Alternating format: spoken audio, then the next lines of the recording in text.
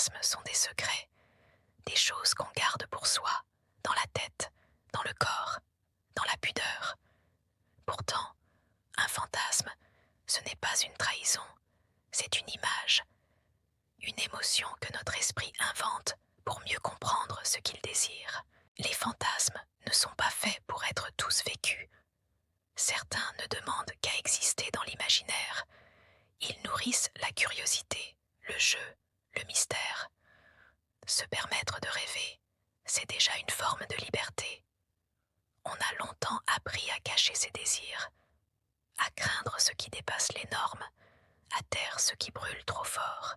Mais le fantasme, lui, n'a pas de morale. Il est fluide, mouvant, sincère. Il montre ce que le cœur n'ose pas toujours dire.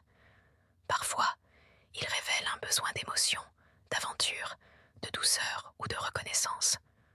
D'autres fois, il parle de pouvoir, de lâcher prise, d'abandon. Rien de honteux, rien de dangereux.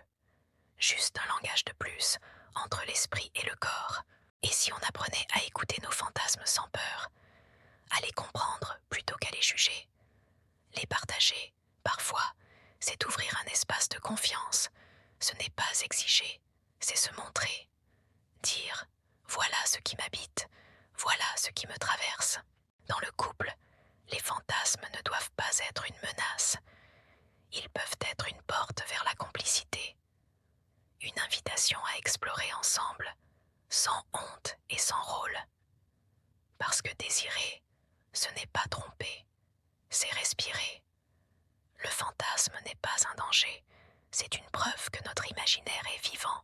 Alors ce soir, au lieu de t'en vouloir de rêver, remercie-toi, parce que rêver, c'est encore une manière d'aimer. C'est des jardins intimes, un murmure pour réconcilier le rêve et le désir.